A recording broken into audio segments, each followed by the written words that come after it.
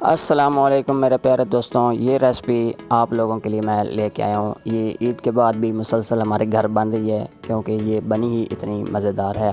تو اس کا آغاز کرتے ہیں۔ ویڈیو اچھی لگے تو آگے ضرور شیئر کر دینی ہے اور ویڈیو مکمل دیکھنی ہے، ویڈیو سکپ نہیں کرنی۔ ایک پین رکھ لیا چولہے کے اوپر، اس کے اندر لہسن میں نے ڈال دیا۔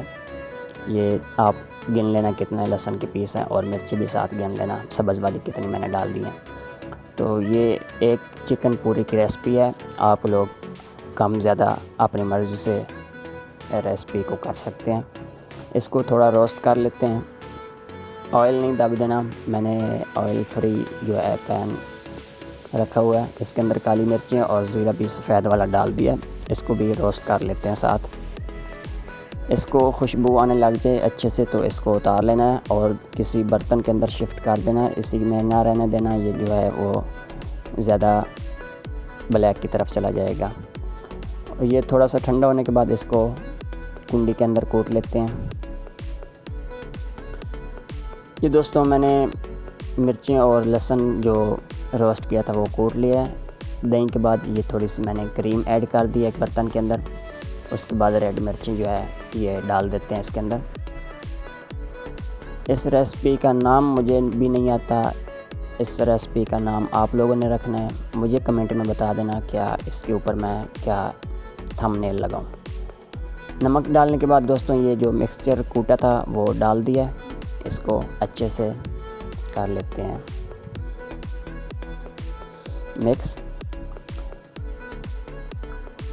مکس کرنے کے بعد دوستوں اس کے اندر آئل شامل کر دیں گے تھوڑا سا۔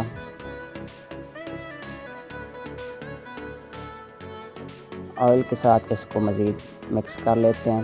یہ ایک چکن میں نے کڑھائی کا تقریباً جو ہے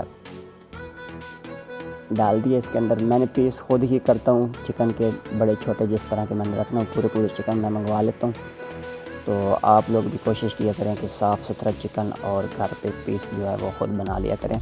اس کو میرینیٹ کر کے رکھ لیا 3 سے 4 گھنٹے تقریباً دوستوں 3.5 گھنٹے کے بعد اس کو میں نے نکالا ہے فریج سے اور اس کو رکھ دیا پانی ڈال کے چولہے کے اوپر پکنے کے لیے۔ یہ میں آپ کو دکھاتا ہوں، یہ بوائل آنا شروع ہو گئے، اس کو ہلکی آنچ کے اوپر ہی گلنے دیں گے۔ دوستو چکن ہمارا جو ہے اچھے سے گل چکا ہے، اس کو ایک پلیٹ کے اندر چکن نکال لیتے ہیں علیحدہ اور باقی کی یخنی پھینک دینا۔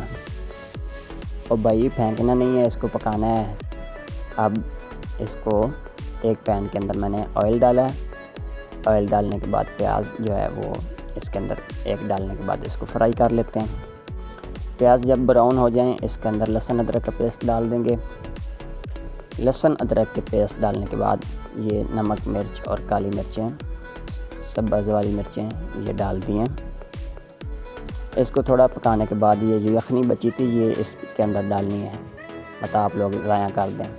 اور یہ دوسری طرف میں نے املی کا جو ہے وہ تھوڑی سی لے کر اس کو بوائل کرنے کے بعد اچھے سے اس کا پانی نکال کے یہ بھی ڈال دیا۔ تو آپ لوگ املی ڈالنا چاہیں تو اپنے ٹیسٹ کے حساب سے ڈال لینا، میں اپنے ٹیسٹ کے حساب سے رکھی ہے۔ دوستوں چاولوں کا پانی خشک ہو چکا ہے، اس کو دم پہ اوپر لگا دیتے ہیں۔ دوسری طرف ایک رکھ لیا میں نے توا نان سٹک، جس کے اوپر میں روسٹ فرائی کرتا ہوں۔ یہ چکن اس کے اوپر کلر دیں گے، اس کو اچھا سا دونوں طرف سے چاروں طرف سے آپ کے چکن کے جتنی سائڈیں ہوں اتنی پکا لیں۔ میرے چکن کی 4 سائڈیں ہوتی ہیں، تو آپ لوگوں کے چکن کی جتنے سائڈیں ہیں اس کو کر لینا۔ اوپر میں نے چاٹ مسالہ اور لیموں جو ہے وہ ڈال دیا تھا، یہ بہت اچھا فلیور لے کے آتا ہے، یہ دیکھ بھی سکتے ہیں۔ تو دوستوں چکن جو ہے وہ اس کو کلر دینے کے بعد میں نے کام یہ کیا ہے، اس سارے چکن کے اٹھا کر میں نے رکھ دیا ہے کس کے اوپر، چاولوں کے اوپر۔ چاول دوستوں ہمارے ابھی دم کے اوپر ہی تھے، چکن بھی اوپر رکھ دیا، جو تھوڑا بہت سخت ہوا چکن فرائی کرنے کی وجہ سے، تو وہ بھی پھر دوبارہ سے نرم اور جوسی اچھا بن جائے گا۔ آج کی ریسپی دوستوں مکمل ہو چکی ہے، انشاءاللہ نیکسٹ ویڈیو میں ملیں گے۔ اللہ ناصر، اللہ حافظ، اپنا خیال رکھیے گا اور اس ویڈیو کو ٹرائی ضرور کیجیے، انشاءاللہ نیکسٹ ویڈیو میں ملیں گے۔